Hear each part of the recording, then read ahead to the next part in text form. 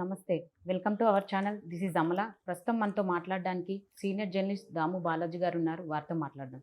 Hi sir. Hi. Big boss winner Prashanth మొన్నటి వరకు కేసులో ఉన్నాడు సార్. మొన్నే రిలీజ్ అయ్యాడు.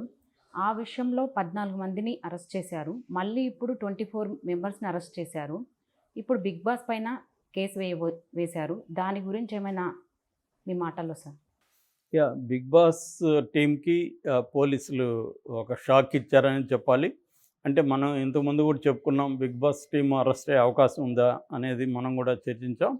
రెండోది సిపిఐ నారాయణ లాంటి వాళ్ళు కూడా అసలు పల్లవి ప్రశాంత్‌ని కాదు అరెస్ట్ చేయాల్సింది, మీరు అరెస్ట్ చేయాల్సింది బిగ్ బాస్ టీమ్‌ని, అట్లాగే దానికి హోస్ట్‌గా వ్యవహరించిన నాగార్జునని అరెస్ట్ చేయాలనేది ఆయన చెప్పాడు.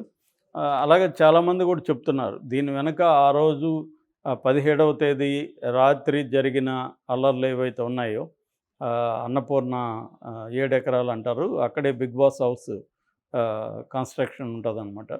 సో అక్కడ జరిగిన అరాచకాలకి,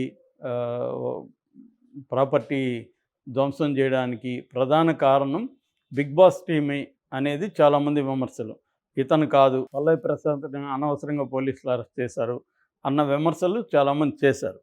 సో ఇప్పటి వరకైతే 24 మంది టోటల్గా బిగ్ బాస్ ఇన్సిడెంట్లో భాగమైన వాళ్ళని అరెస్ట్ చేశారు. ఇంకా కూడా అరెస్టులు చేసే అవకాశం ఉందని చెప్తున్నారు.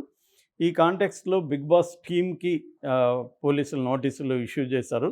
దీని మీద మీ సమాధానం చెప్పాలని. ఆ సమాధానం సాటిస్ఫాక్టరీగా లేకపోతే బిగ్ బాస్ టీంలో ఎవరైతే దీనికి బాధ్యులు, ఎవరక్కడ నిర్వాహకులుగా ఉన్నారో వాళ్ళని కూడా అరెస్ట్ చేసే అవకాశం అయితే కనిపిస్తూ ఉంది.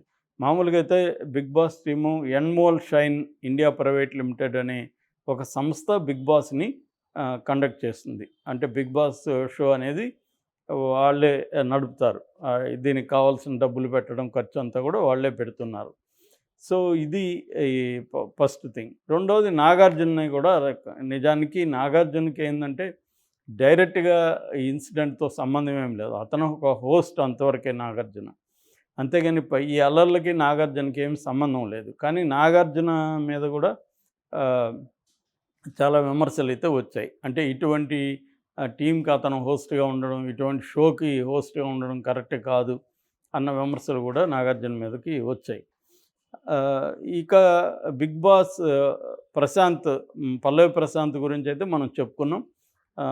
పోలీసులు ఎందుకు పల్లవి ప్రశాంత్ని అరెస్ట్ చేయాల్సి వచ్చింది అన్నప్పుడు వాళ్ళ వెర్షన్ ఏంటంటే, ఇతన్ని మేము ఫస్టే వెనక్ గేట్ నుంచి వెళ్ళిపోమని చెప్పాము, ఎందుకంటే పెద్ద ఎత్తున జనం వచ్చారు, అల్లర్లు జరిగే అవకాశం ఉందని చెప్తే అతను వినకుండా ఫ్రంట్ గేట్లో వచ్చాడు. దానివల్ల గొడవలైనాయి. అప్పటికి వాళ్ళ తమ్ముడు 2 కార్లు రెంట్కి తీసుకొని వచ్చాడు. అప్పటికి మేము చెప్పాం, ఇక్కడ నుంచి వెళ్ళిపోయి వేరే దగ్గర ఎక్కడన్నా ర్యాలీ చేసుకోండి, ఇక్కడ ర్యాలీకి వెళ్ళకండి అని. సో అతను మాతో ఆర్గ్యూ చేస్తున్నాడు ఎక్కువసేపు. ఈ లోపల గుమ్మికూడారు.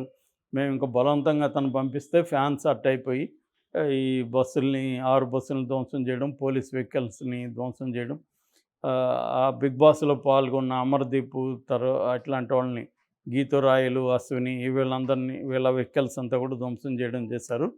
సో దానికి ఈ మొత్తం ఇన్సిడెంట్కి పోలీసులే సాక్ష్యం. పోలీసులు ఎదురుగానే పల్లవి ప్రశాంత్ ఎట్లా రెచ్చగొట్టాడనేది మేమే చూసాము.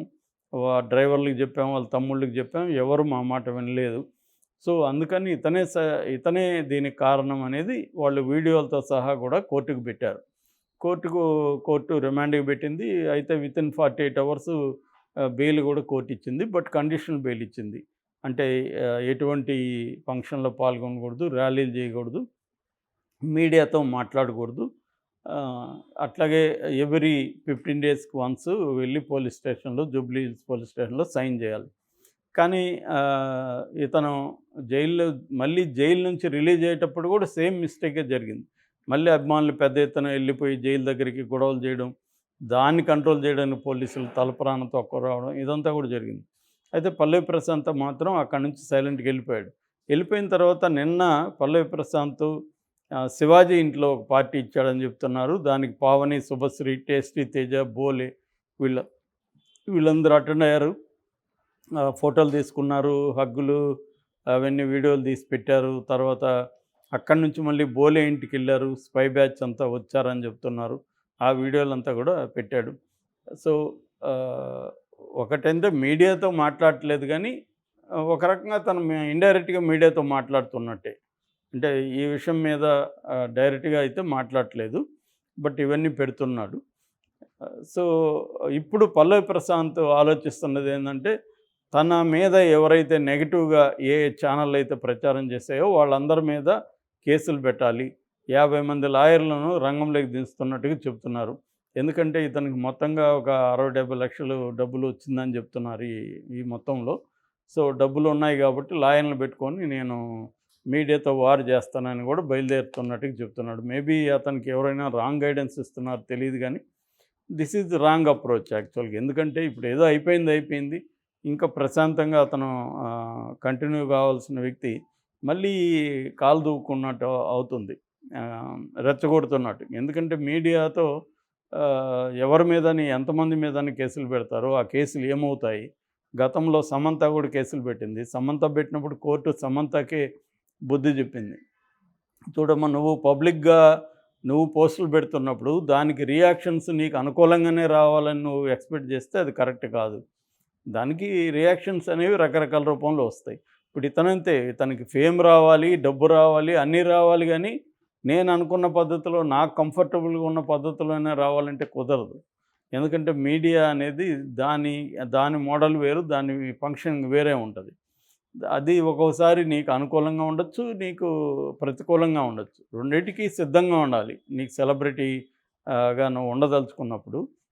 చిరంజీవి లాంటి వాళ్ళనే ఆ మధ్య క్యాన్సర్ అని ప్రచారం చేసింది మీడియా. ఆయన ఏదో క్యాన్సర్కి వ్యతిరేకంగా ప్రచారం చేయడానికి తన కాంటెక్స్ట్ ఏదో చెబితే అది చేసేశారు. ఎందుకంటే అది అలా వైరల్ అయిపోతుంది. చివరికి ఆయన దానికి ఎక్స్ప్లెనేషన్ ఇచ్చుకోవాల్సి వచ్చింది. ఇలా మీడియా ఏంటంటే ఇప్పుడున్న మోడల్ ఆఫ్ ద మీడియా, నేను చాలాసార్లు చెప్పాను, మోడల్ ఆఫ్ ద మీడియా ఏంటంటే మెయిన్ స్ట్రీమ్ మీడియా ఏమో మీడియా యజమానులే పొలిటికల్ పార్టీలకు సంబంధించిన వాళ్ళు కావచ్చు, సపోర్ట్ చేసేవాళ్ళు కావచ్చుగా విడిపోయారు. ఎందుకంటే వేరే రకంగా మీడియా సర్వైవ్ అయ్యే పరిస్థితి ఇవాళ లేదు. ఏదో కొన్ని రకాల మీడియాలు మాత్రమే ఆబ్జెక్టివ్గా ఉంటూ సర్వైవ్ అవ్వగలుగుతున్నాయి, కానీ మెజారిటీ మీడియా అవ్వట్లేదు. ఇక యూట్యూబ్ ఛానల్ కావచ్చు, వెబ్సైట్లు కావచ్చు, ఇవన్నీ ఏంటంటే వీటి మోడల్ ఏంటంటే దీన్ని ఎంతమంది చూస్తే, ఎన్ని గంటలు చూస్తే అనే దాన్ని బట్టి యాడ్స్ వస్తాయి. ఏది ఇంటర్నల్ యూట్యూబ్, దాన్ని గూగుల్ యాడ్స్ అంటారు. గూగుల్ యాడ్స్ దాంట్లో నుంచి కొంత యూట్యూబ్ అనుకుంటే ఫర్ ఎగ్జాంపుల్ 45% యాడ్ రెవెన్యూ అతను తీసుకొని 55% యూట్యూబ్కి ఇస్తాడు. అది కాకుండా బయట ఏమన్నా పాపులర్ అయ్యి సబ్స్క్రైబర్లు బాగా ఉంటే కొద్దిగా కమర్షియల్ యాడ్స్ దొరుకుతాయి వాళ్ళకి. సో దీంతో సర్వైవ్ కావాలి. నిజానికి యూట్యూబ్ ఛానల్ అన్నీ కూడా స్ట్రగుల్లోనే ఉంటాయి, ఏవి కూడా ప్రాఫిట్లో ఉండే పరిస్థితి లేదు. కొంతవరకు పొలిటికల్గా వీళ్ళు కూడా ఏదో ఒక పార్టీతో అసోసియేట్ అయ్యి ఆ పార్టీ ఫండ్ ఇస్తే కొంతవరకు సర్వైవ్ అవుతారు. కానీ పొలిటికల్ పార్టీలు యూట్యూబ్ ఛానల్కి పెద్ద ఫండ్ ఏమి ఇవ్వవు. ఎందుకంటే ఇవి వందల్లో వేలల్లో ఉన్నాయి కాబట్టి కాంపిటీషన్ ఎక్కువ ఉంటుంది. ఇప్పుడు పొలిటికల్ పార్టీ ఫండ్ ఇచ్చే బదులు ఆ ఫండ్ పెట్టుకొని వాళ్ళే ఒక ఛానల్ పెట్టుకుంటారు, ఎవరినో ఒక టీమును పెట్టుకొని. అందువల్ల ఇవి వ్యూస్ మీద డిపెండ్ అయ్యి బతుకుతున్నాయి. వ్యూస్ మీద డిపెండ్ అయ్యి బతుకుతున్నప్పుడు వ్యూస్ ఏది ఎక్కువ చూస్తారు జనము, అట్లాంటి వీడియోలు, అట్లాంటి థంబ్నెయిల్ పెట్టడం అనేది అనివార్యంగా మారిపోతుంది ఎవరికైనా. సో ఈ కాంటెక్స్ట్ని అర్థం చేసుకోకపోతే సెలబ్రిటీలు అనేవాళ్ళు ఈ మీడియాతో డీల్ చేయలేరు. అందుకని చాలామంది సీనియర్ సెలబ్రిటీలు ఈ కాంటెక్స్ట్ని అర్థం చేసుకొని జాగ్రత్తగా డీల్ చేస్తుంటారు, ఎక్కడ ఎలా ఉండాలి ఏంటని. ఈ అబ్బాయికి ఫస్ట్ టైము సడన్గా ఫేమ్ వచ్చేసింది, దాన్ని ఎలా డీల్ చేయాలి, డబ్బు ఫేమ్ సడన్గా వచ్చేసరికి చాలామందికి ఏంటంటే ఫెయిల్యూర్ని చాలామంది డీల్ చేయగలుగుతారు, సక్సెస్ని డీల్ చేయలేరు. సక్సెస్ని ఎలా డీల్ చేయాలనేది వాళ్ళకి ట్రైనింగ్ ఉండదు. ఫెయిల్యూర్ అంటే అలవాటు అయి ఉంటుంది. కొంతమంది ఫెయిల్యూర్ని డీల్ చేయలేక ఫెయిల్యూర్ అంటే ఎక్కువ కాలం ఫెయిల్యూర్ని డీల్ చేయలేక ఆత్మహత్యలు చేసుకునే ఇది కూడా ఉంటుంది. కానీ సక్సెస్ని డీల్ చేయకపోతే అది క్రైసిస్లోకి వెళ్ళిపోవడం, మళ్ళీ కింద పడిపోవడం ఇది జరుగుతుంది. సో ఈ అబ్బాయి ఏంటంటే ఇదొక పెద్ద అతను సాధించింది ఏమి లేదు దీంట్లో. నిజానికి అదొక షో. అది ఆ షోలో వాళ్ళు ఒక అండర్ డాగ్ని పైకి తీసుకొస్తే వాళ్ళకి పేరు వస్తుందని చేసిన క్రమంలో లక్కీగా ఇతను అక్కడ ఆ ప్లేస్లో ఉన్నాడు. అన్- అది అంతవరకే అతను గొప్ప, నో డౌట్. అంటే అక్కడ వరకు రాగలిగాడు. దాన్ని అట్లాగే చూడాలి తప్ప నేనేదో పెద్ద సెలబ్రిటీ అయిపోయాను అని కానీ అతను అనుకుంటే ఖచ్చితంగా ఇబ్బందులకి గురవుతాడు. అంటే సార్ ఇప్పుడు బిగ్ బాస్ షో మీద కేసు వేశారు కదా, ఉమ్. ఇప్పుడు అది రన్ అవుతుందా, ఆగిపోతుందా సార్? అది ఇప్పటి వరకైతే రన్ అవుతుంది. ఎందుకంటే ఏ కోర్టు కూడా దాన్ని ఏం బ్యాన్ చేయలేదు. రన్ అవ్వకపోవడానికి ఏం లేదు. రన్ అవుతుంది ఖచ్చితంగా. ఇవన్నీ కూడా నేను అనుకోవడం బిగ్ బాస్ ఆ టీమ్‌కి మంచి హెల్ప్ అవుతుంది. ఎందుకంటే ప్రచారం అవుతుంది. నెక్స్ట్ సీజన్‌కి ఇది హెల్ప్ అవుతుంది. కాబట్టి వాళ్ళకొచ్చే నష్టమేం లేదు. ఇవన్నీ వాళ్ళు ముందే ఊహిస్తారు. లీగల్ టీమ్ ఉంటది వాళ్ళకి గూడా. వాళ్ళు కోర్టులో ఫైట్ చేస్తారు. కాబట్టి వాళ్ళకి పోయేదేం లేదు. వ్యక్తులుగా పల్లవి ప్రశాంత్ వాళ్ళకి ఇలాంటి వాళ్ళకి ఇబ్బంది తప్ప, ఆ సంస్థ దానికి రెడీ అయ్యి ఉంటుంది. కాబట్టి వాళ్ళకి ఏం లేదు. బ్యాన్ కూడా అయ్యే ప్రసక్తి అయితే కనబడలేదు. Okay sir, thank you.